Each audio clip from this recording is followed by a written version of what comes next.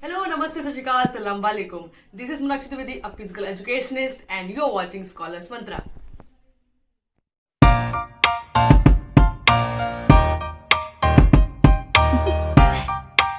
Do you want to know?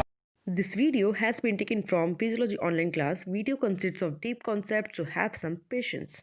That fold together, which given the signals to contract. Now, myofibril के अंदर भी एक चीज present है, that is known as the actin and myosin.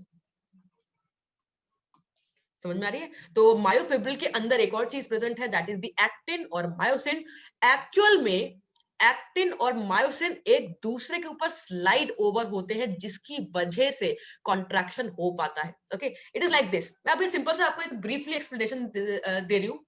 Suppose करिए this is actin and this is myosin, right? अब जैसे ही कॉन्ट्रैक्शन होगा, मैंने आपको बताया कि जैसे कॉन्ट्रैक्शन होता है वैसे ही मसल की जो एंडिंग्स है वो एंडिंग्स अंदर की तरफ पुश होती है. तो वैसे ही जैसे ही कॉन्ट्रैक्शन होगा वैसे ही जो मायोसिन है वो एक्टिन के ऊपर स्लाइड ओवर होना शुरू हो जाएगा. ओके, जिसकी वजह से आपकी मसल की जो एंडिंग्स है वो कॉन्ट्रैक्ट होती हैं और ये दब जाती है, जिसकी वजह से कॉन्ट्रैक्शन हो पाता है. ओके, तो मायोफिब्रिल के अंदर क्या है, एक्टिन और मायोसिन है. तो एक्टिन और मायोसिन एक दूसरे पर स्लाइड ओवर होता है, जिसकी वजह से कॉन्ट्रैक्शन वहां पे प्रॉपर्टी फुलफिल हो पाती है. दिस शॉर्टन्स, वो कैसे होते हैं, वो छोटे हो जाते हैं. This shortens the length of the muscle fiber, which in turn shortens the entire muscle if enough fibers are stimulated at the same time. Yes ये सौरभ दास, एक्चुअली मैं स्लाइडिंग फिलामेंट थ्योरी को समझाने की कोशिश कर रही हूँ, बट ये बहुत डिटेल में है. मैं जस्ट इंट्रोडक्शन से स्टार्ट कर रही हूँ, ठीक है? It is very deeply, it's very deep. Okay, तो अब आपको थोड़ा सा समझ में आया, एक आइडिया हुआ. ओके, कि किस तरीके से आपका एक्टिन और मायोसिन एक दूसरे पर स्लाइड ओवर होते हैं, जिसकी वजह से जो आपका मसल का फाइबर है, मसल का फाइबर की जो एंडिंग्स है वो कॉन्ट्रैक्ट होती है, जिसकी वजह से पूरी की पूरी मसल कॉन्ट्रैक्ट होती है, राइट? एक थोड़ा सा आपको आइडिया मिल गया है यहाँ पर. मायोफाइबर, उसके बाद मायोफिब्रिल, उसके बाद actin and myosin, right? Now अब हम लोग बात करने वाले हैं micro anatomy of the muscle. That means muscle किस तरीके से दिखती है और मसल का जो स्ट्रक्चर है उसके क्या पर्टिकुलर नेम्स है. ऑलवेज रिमेंबर, मसल के नेम्स बहुत बहुत ज्यादा इंपॉर्टेंट है. ये मसल्स के नेम आपको रटने हैं. सबसे पहले ये हड्डी है, बोन.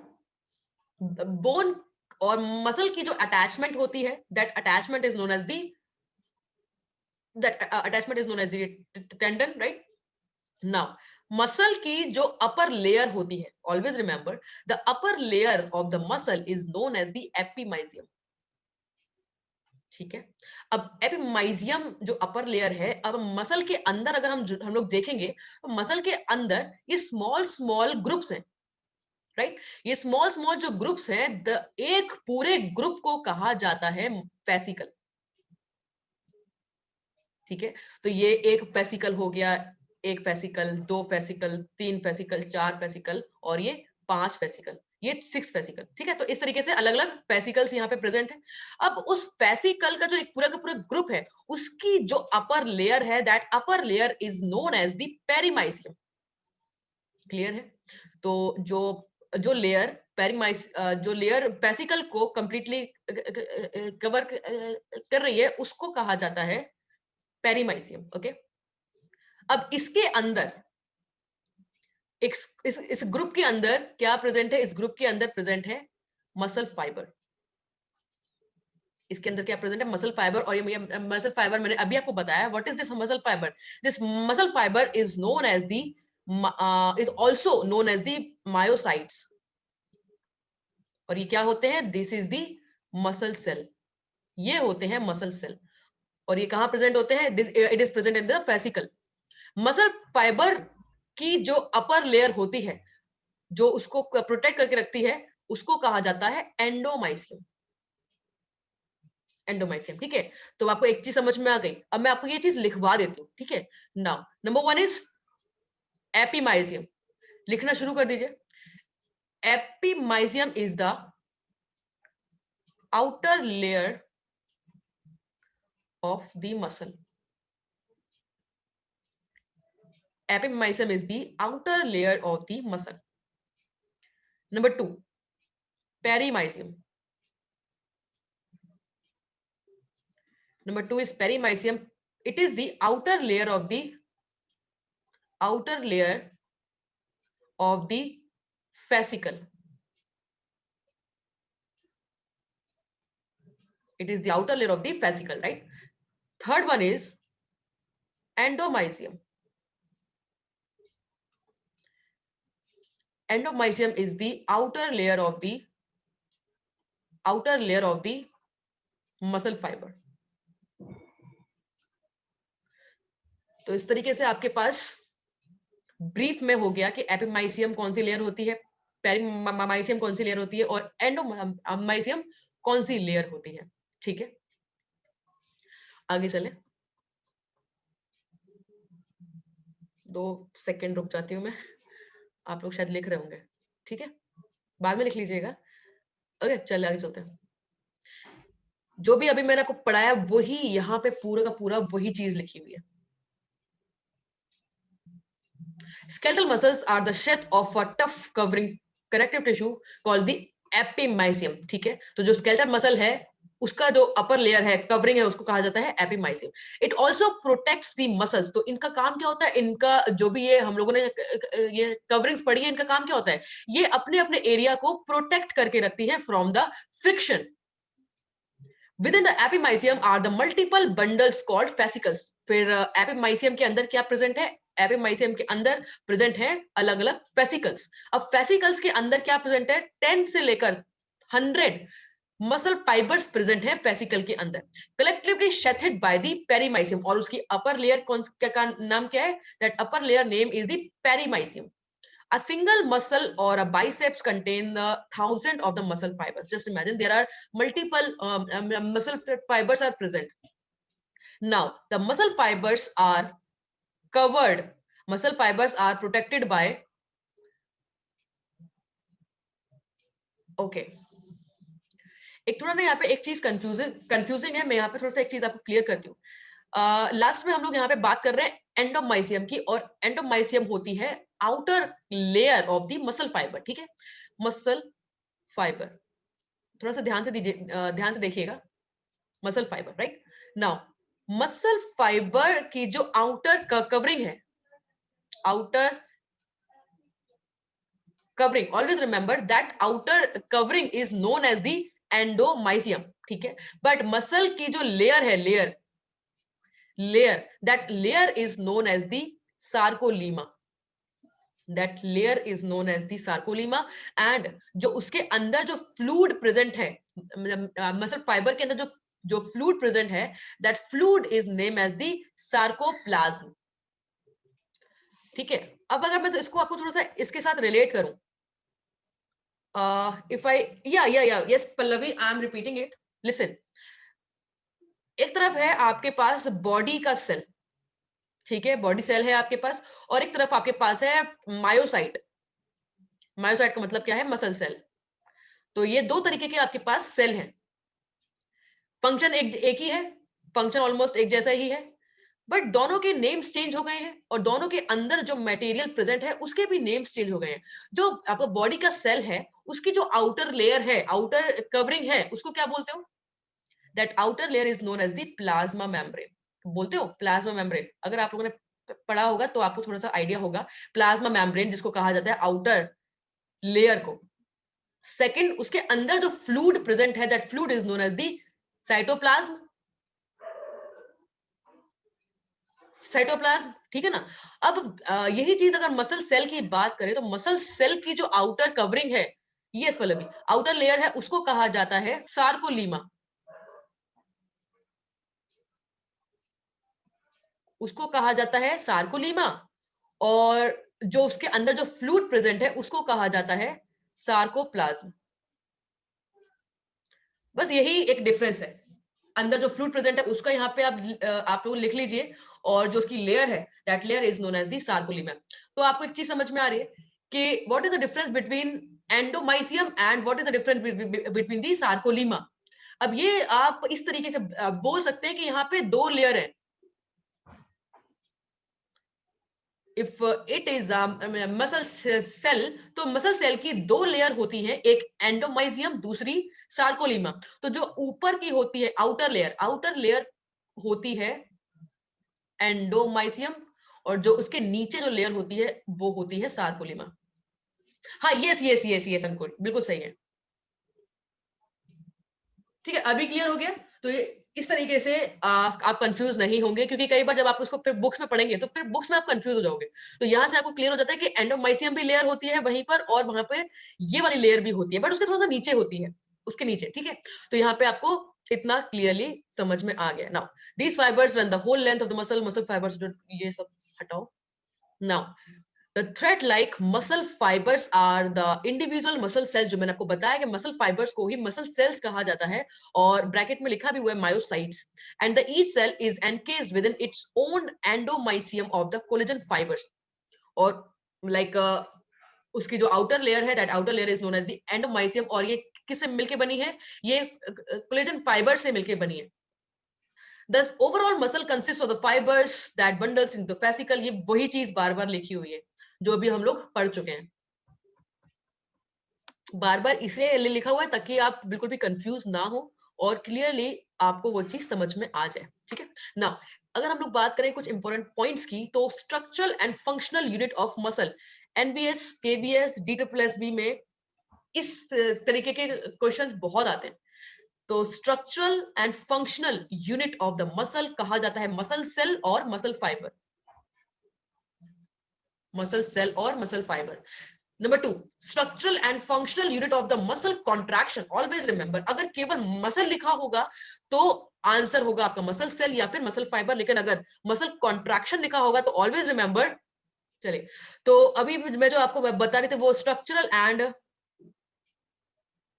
नहीं नहीं लेक्चर रिकॉर्डिंग हो रहा है, बट पता नहीं कुछ शायद देखना पड़ेगा, कुछ इंस्ट्रक्शंस में शायद कुछ चेंज हो गया होगा। चलो, structural and functional unit of the muscle contraction को कहा जाता है सार्कोमेर। सार्कोमेर स्पेलिंग को थोड़ा देखिएगा। Number 3, the basic functional unit of the myofibril is also known as the sarcomere, and the smallest functional unit of the muscle is also known as the sarcomere. तो ये चीज याद रखना, केवल इसी में structural and functional unit of the muscle is only known as the muscle fibres. ठीक है, तो ये थोड़ा सा याद रखिएगा।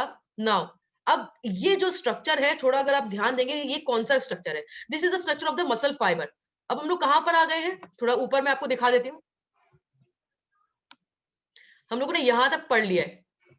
ठीक है, पहले सबसे पहले क्या था, सबसे पहले बोन को हम लोगों ने पढ़ा, बोन के बाद मसल अटैच हुई है, कहां से, टेंडन से मसल अटैच हुई है, टेंडन के बाद this is the muscle, upper layer is known as the epimysium. उसके बाद मसल के अंदर, अंदर से अंदर एक चीज प्रेजेंट है, that is the muscle fibre. अब हम लोग इस स्ट्रक्चर को स्टडी कर रहे हैं, मसल फाइबर के स्ट्रक्चर को स्टडी कर रहे हैं। ठीक है, नाउ मसल फाइबर, तो यहाँ पे आप इसको देख सकते हैं, this is the muscle fibre. Now मैंने, यस यस अंकुर, अब हम लोग माइक्रोस्कोपिक स्ट्रक्चर देख रहे हैं पूरी पूरी मसल का। अब यहाँ पे आप देखिए कि मसल फाइबर के अंदर, मैंने आपको एक चीज बताई थी कि मसल फाइबर के अंदर प्रेजेंट है मायोफिब्रिल। ओके, सो यहाँ पे आप देख सकते हैं, this is the muscle fibre. Muscle fibre के अंदर यहाँ पे आप देख सकते हैं कि कितने सारे मायोफिब्रिल्स प्रेजेंट हैं। मायोफिब्रिल्स के बगल में यहाँ पे माइट्रोकॉन्ड्रिया भी है, माइट्रोकॉन्ड्रिया भी है, एंड सार्कोलीमा इज आल्सो प्रेजेंट, सार्कोलीमा यहाँ पे आप देख सकते हैं, दिस इज द सार्कोलीमा। अब यहाँ पे आप दो लेयर देख सकते हैं, दो layer, this is layer 1, this is layer 2।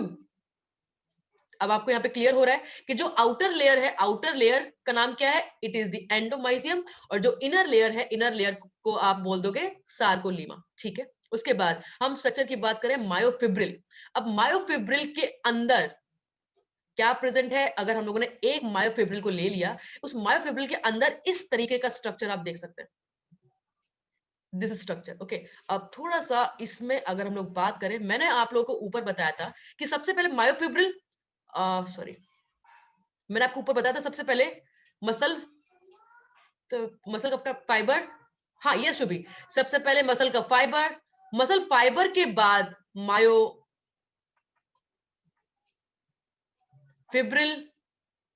और मायोफिब्रिल के बाद एक्टिन और मायोसिन, यही बताया था ऊपर मैंने ब्रीफ में, एक्टिन एंड मायोसिन। ठीक है, तो कि मैंने आज नेटवर्क इशू है क्या? बट मुझे लग रहा है चल भी अभी तो ठीक है, अभी तो ठीक है।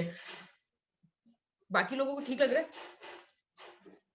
समटाइम्स अभी भी प्रॉब्लम हो रही है। Okay okay okay, sometimes sometimes अब ठीक है, ठीक है ठीक है ठीक है, कंटिन्यू करते हैं।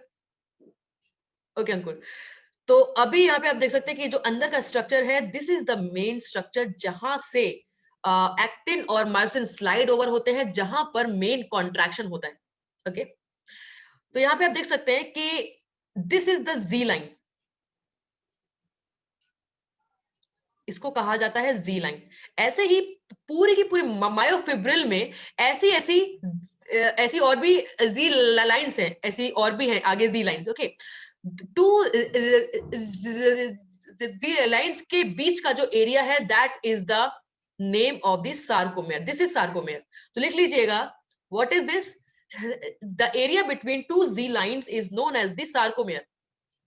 The area between two Z lines are known as the sarcomere।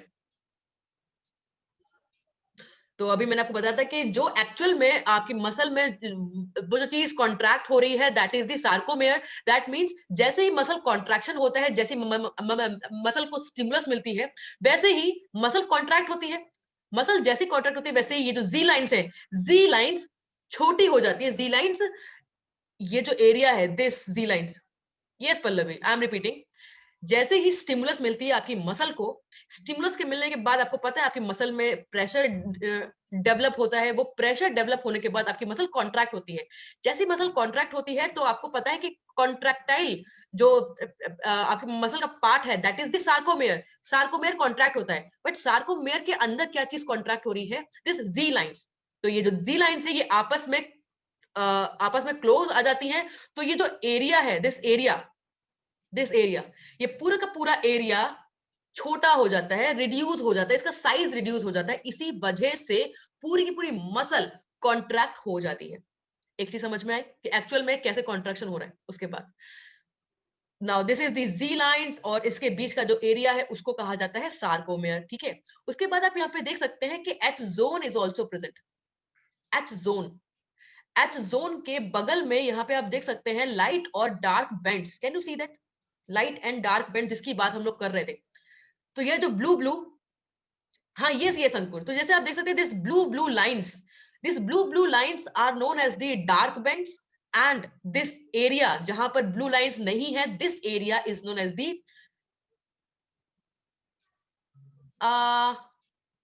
नहीं नहीं, मेरी बात सुनो अभी ना, प्लीज कोई भी बीच में मत पूछिए, अदरवाइज डिस्टर्ब हो जाएगा। ओके, तो समझाने के बाद मैं आपको क्लियरली बताऊंगी आपके डाउट्स। तो यहाँ पे देखिए कि this blue lines are known as the dark bands, and जो बीच में जो आपको स्पेस दिख रहा है जहां पे ब्लू लाइंस नहीं है, that space is known as the light bands.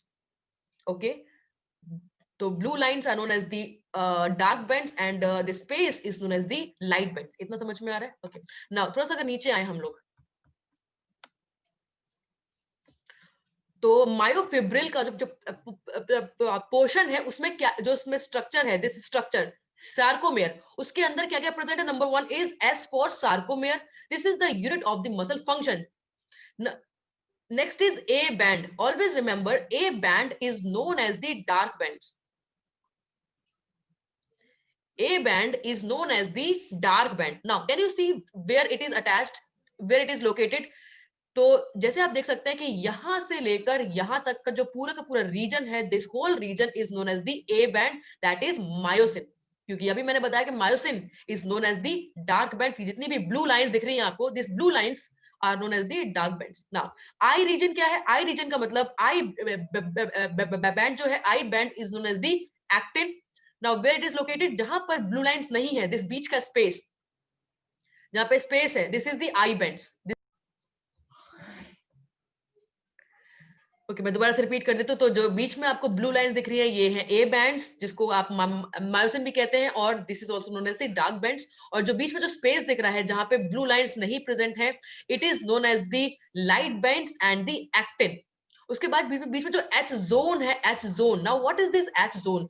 H zone बीचों बीच होता है, मतलब ये मान लीजिए कि दो मायोसिन के बीच में प्रेजेंट होता है H zone, region of just myosin, मतलब मायोसिन के ऊपर जो एरिया प्रेजेंट होता है that is the H zone. Now what is the Z lines? Z lines are the sarcomere boundary. That means मैंने अभी आपको बताया कि दो जी लाइंस के बीच का जो स्पेस है that space is known as the sarcomere, और ये इसकी बाउंड्री भी कहा जा सकता है. Now next is M line. M line is the sarcomere centre. बिल्कुल सही अभिनंदन.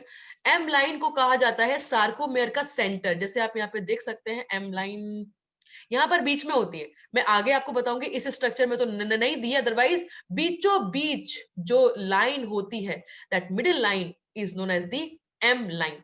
तो आपको सारे के सारे रीजन समझ में आ गए ना. यहाँ पे देख सकते हैं, यहाँ पे प्रेजेंट है एम लाइन, अदरवाइज और भी स्ट्रक्चर्स हैं, मैं वहां पर आपको समझा दूंगी. This is the thin filaments, this is the A bands, I bands कहाँ कहाँ प्रेजेंट है वो हम लोगों ने यहाँ पे देख लिया. ओके, इसके बाद एक चीज और लिख लीजिएगा, at the time of contraction. लिखिए, at the time of contraction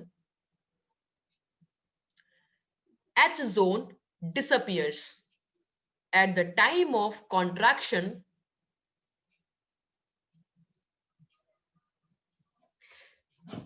H zone disappears. Okay, तो अब आपको थोड़ा थोड़ा यहाँ पे समझ में आ रहा है कि यस यस यस, क्योंकि वो उधर ही प्रेजेंट है तो वो भी डिसअपियर हो जाती है. तो जैसे ही कॉन्ट्रैक्शन होता है तो ये जो एरिया है दिस टू जी लाइंस ये आपस में क्लोज आ जाती हैं, और जो बीच का जो एरिया आपको दिख रहा है दिस एच जोन डिसअपियर हो जाता है, बिल्कुल खत्म हो जाता है, बिल्कुल बंद हो जाता है. थोड़ा बहुत आइडिया आया? कोई बात नहीं, मैं दोबारा से रिपीट करवा दूंगी. यहाँ पे आप एक चीज और देख रहे हैं, this sarcoplasmic reticulum. Sarcoplasmic reticulum, अगर आप लोग को याद हो, if we talk about the body cell में भी एक चीज प्रेजेंट होती है, वो है एंडोप्लाज्मिक रेटिकुलम. एंडोप्लाज्मिक रेटिकुलम,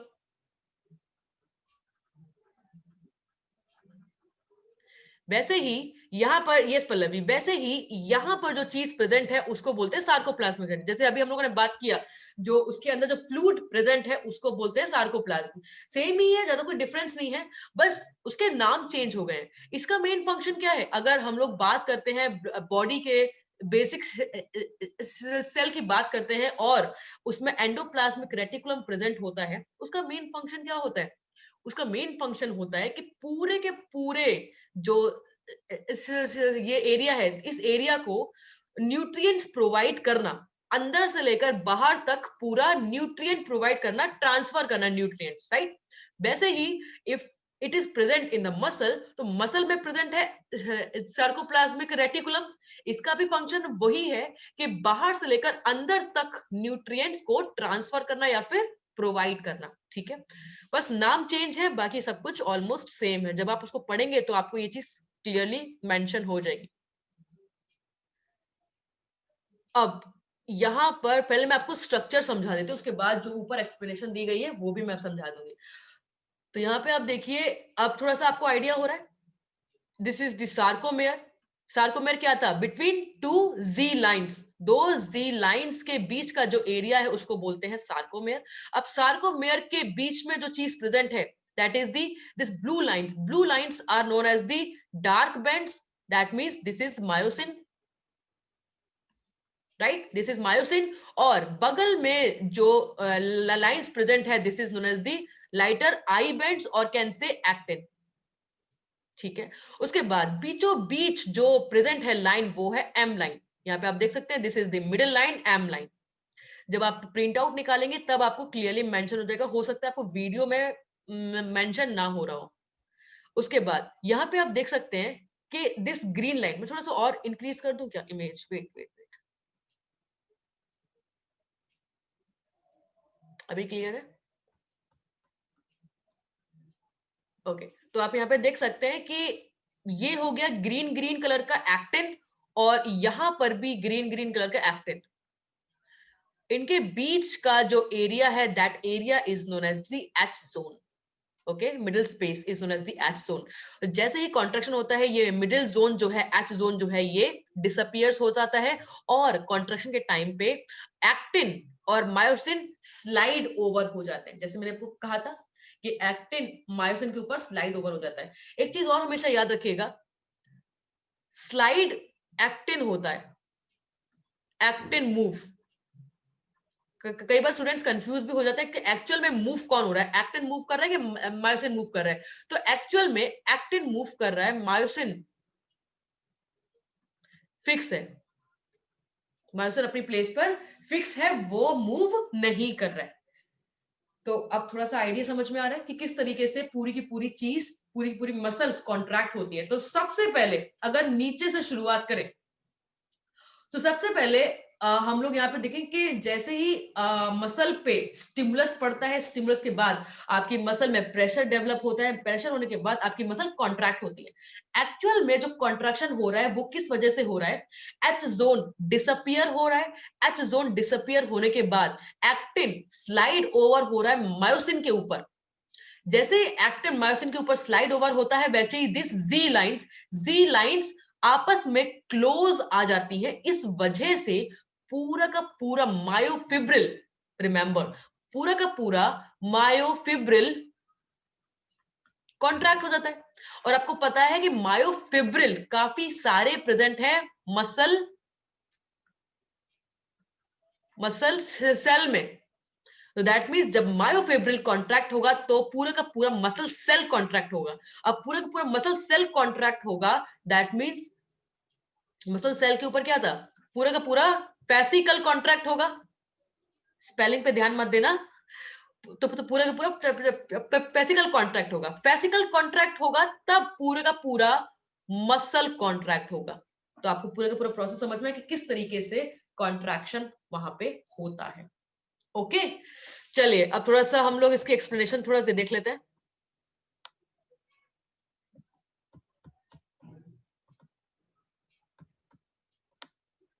ये टॉपिक थोड़ा सा डिफिकल्ट है, मुझे पता है, एक बार में समझ में नहीं आएगा, बट कोई बात नहीं। अगर समझ में ना आए देन आप दोबारा मेरे से पूछ सकते हैं, ठीक है।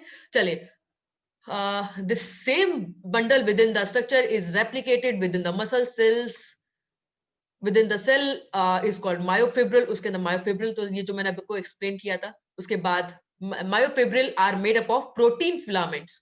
The term myofibril should not be confused with myofiber। तो myofibril अलग है और myofiber अलग है, okay, which is simply another name of the muscle cells। तो मैंने जस्ट अभी आपको बताया कि myofibril के सॉरी, अच्छा, अगर मैं आपसे पूछूं, चलो थोड़ा सा आपसे भी क्वेश्चनिंग कर लेते हैं। तो कौन किसके अंदर प्रेजेंट होता है? ओके, इफ आई से मायोफिब्रिल पहले आएगा या फिर, अच्छा चलो मैं आपको थोड़ा स्ट्रक्चर बना देती हूँ ताकि आपको भी इजी हो जाएगा। सी, पहले स्ट्रक्चर में अगर मैं ये लिखूं, लेकिन यस यस, मैं मायो फाइबर के अंदर मायोफिब्रिल प्रेजेंट है, या फिर नंबर 2 मायो फिब्रिल के अंदर मायो फाइबर प्रेजेंट है। मायोफाइबर या फिर मायोसाइट कह सकते हैं, कुछ भी कह सकते हैं, मायोसाइट या फिर मसल सेल, कुछ भी कह सकते हैं, ठीक है। तो कौन सा वाला ज्यादा बेटर है, कौन सा सही है, फर्स्ट या फिर सेकंड? फर्स्ट वन, अभिनंदन, सेल्वी, मतलब समझ में आ रहा है, okay. Okay, nice nice nice. तो मोस्टली सभी का आंसर फर्स्ट है, तो फर्स्ट आंसर बिल्कुल सही है, बिल्कुल सही है, बिल्कुल सही कुलदीप। ओके, नाउ मायो बिल्कुल सही है। मायोफिब्रिल में मायोफिलामेंट्स, हाँ बिल्कुल सही है, बिल्कुल सही है अविनाश, मैं वो लिखवा दूंगी अभी। Yes yes yes yes Ankur, you are absolutely right. वो एक सीक्वेंस है, वो सीक्वेंस मैं भी आपको लिखवा दूंगी। पहले ये हम लोग एक्सप्लेनेशन कर ले, फिर मैं लिखवा दूं, ठीक है। Myofibrils are complex strands of the several kind of proteins, यही सब लिखा हुआ है। sarcomere, distance between two Z lines, sarcomere, the striations of the both skeletal and the cardiac muscles results in the regular pattern of यही सब यहाँ पे लिखा हुआ है। और जो फिलामेंट्स उसके अंदर प्रेजेंट है, that filaments are the actin and the myosin. That means each myofibril in turn contains many of the fine protein filaments called myofilaments known as actin and the myosin. तो अब मैं आपको एक sequence लिखवा देती हूँ. यहाँ पे आपको क्लियरली मेंशन हो रहा है कि मायोफिब्रिल जो है, मायोफिब्रिल के अंदर मायोफिलामेंट्स प्रेजेंट होते हैं जिसको आप एक्टिन और मायोसिन कहते हैं.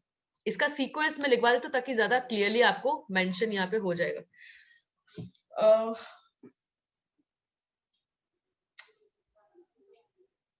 ओके, चलिए लिखना शुरू करिए. सबसे पहले टेंडन, टेंडन के बाद फेसिकल, मतलब टेंडन के बाद यहाँ पे मसल लिख लीजिएगा, मसल. ठीक है, टेंडन, टेंडन के बाद मसल, मसल के बाद फेसिकल, फेसिकल के बाद मसल फाइबर. ठीक है ना, फेसिकल के बाद मसल फाइबर, मसल सेल या फिर मसल फाइबर. मसल फाइबर के बाद मायोफिब्रिल्स, मसल फाइबर के बाद मायोफिब्रिल्स, मायोफिब्रिल्स के बाद मायोफिलामेंट्स, मायोफिब्रिल के बाद मायोफिलामेंट्स.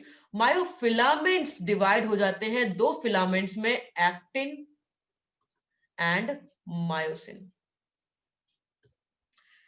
नाइस, हो गया.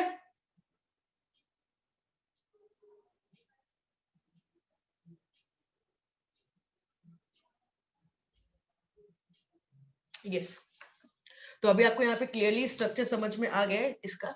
ओके, चलो अभी थोड़ा सा फिजियोलॉजी ऑफ द मसल पढ़ ले. ऊपर वाला हम लोगों ने क्लियर कर लिया है. ये जो चीज है, ये मैं अभी आपको समझाऊंगी. अभी थोड़ा सा वेट करिए. Okay, now next point, physiology of the muscle. Now अब किस तरीके से आपकी मसल फंक्शन कर रही है वो यहाँ पे थोड़ा सा देख लेते हैं. The three types of the muscle known as the skeletal muscle, cardiac muscle and the smooth muscle have significant difference. तीनों में अलग-अलग difference होता है. However, all three use the movement of the actin. Okay, perimysium वो layers हो गई. ठीक है, बिल्कुल सही है विनाय. अंकुर आप भी सही हैं, वो लेयर्स हो गई. अब लेयर्स मैंने आपको बता दी है वो. यस यस अंकुर, तो वो भी आप लोग अपने अकॉर्डिंग लिख सकते हैं. जब आप इसको पढ़ेंगे तो वो भी आपको आना शुरू हो जाएंगी. लेयर्स को भी आप सीक्वेंस में लिख सकते हैं. ठीक है, actin against myosin to create the contraction. Yes yes LB. However, all three use the movement of the actin and the myosin. तो यहाँ पे एक चीज देख लीजिएगा कि जब भी कॉन्ट्रैक्शन होता है, कॉन्ट्रैक्शन के लिए एक्टिन मायोसिन के ऊपर स्लाइड ओवर होती है, तभी कॉन्ट्रैक्शन वहां पे हो पाता है. In skeletal muscles contraction is stimulated by the electrical impulses transmitted by the nerves. आपको एक चीज पता है कि जब आपके ब्रेन में इंफॉर्मेशन गई है, ब्रेन के बाद जब इलेक्ट्रिकल इंपल्सेस आपकी ब्रेन से वापस आएंगी तभी आपकी मसल कॉन्ट्रैक्ट होती है. Motor neurons, motor nerves in a particular, और मोटर नर्व्स के थ्रू वो इंफॉर्मेशन वापस आती है. Cardiac and the smooth muscles contractions are stimulated by the internal pacemaker cells which regularly contract.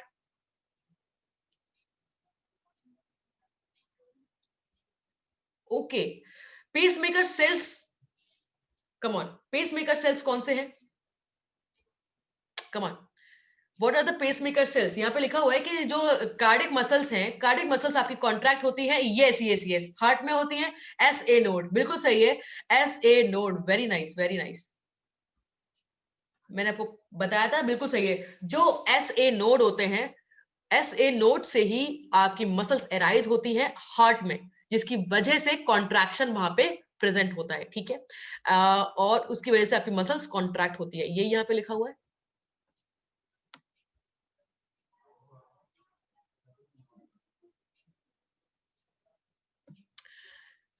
All the skeletal muscles and the many smooth muscle contractions are the facilitated by the neurotransmitters known as the acetylcholine. तो यहाँ पे मैं आपको बार बार बोल रहा हूँ कि कोई इंफॉर्मेशन आपके ब्रेन से वापस आते है जिसकी वजह से आपकी स्केलेटल मसल्स कॉन्ट्रैक्ट होती है, तो एक्चुअल में उस इंफॉर्मेशन का नाम क्या है? दैट इज द न्यूरोट्रांसमीटर, और उस न्यूरोट्रांसमीटर का नेम क्या है? एसिटोकोलाइन। ठीक है, लिख लीजिएगा कि बेसिकली एसिटोकोलाइन इज रिस्पॉन्सिबल, जिसकी वजह से आपकी मसल कॉन्ट्रैक्ट होती है। ओके, ये भी वही है। नीचे आप इसको यहां पे देखिए कि किस तरीके से फंक्शन हो रहा है। This is the I band, this is the A band. Okay, this is I band and this is the A band. तो जो फिक्स है, दिस इज फिक्स्ड। थोड़ा सा यहाँ पे देखिएगा डायग्राम को, this is fixed, that means this is the myosin, and ये जो दिख रहा है आपको, this is the actin. Okay, अब जैसे ही मसल रिलैक्स्ड है, रिलैक्सिंग के टाइम पर एच जोन अपनी जगह पे है। ठीक है ना भाई, क्योंकि जब आपकी मसल रिलैक्स है उस टाइम पे आपका एच जोन डिसअपियर नहीं हुआ है। जैसे ही कॉन्ट्रैक्शन होगा, जैसे ही कॉन्ट्रैक्शन होगा, वैसे ही यहाँ पे आप देख सकते हैं बीच में जो एच जोन था वो डिसअपियर हो चुका है, एच जोन अब यहाँ पे नहीं है। ओके, उसके बाद ये जो एक्टिन है, एक्टिन मायोसिन के ऊपर स्लाइड ओवर हो जाएगी, जिसकी वजह से एच जोन डिसअपियर हो जाएगा। तो इस तरीके से पूरी की पूरी मसल कॉन्ट्रैक्ट होती है।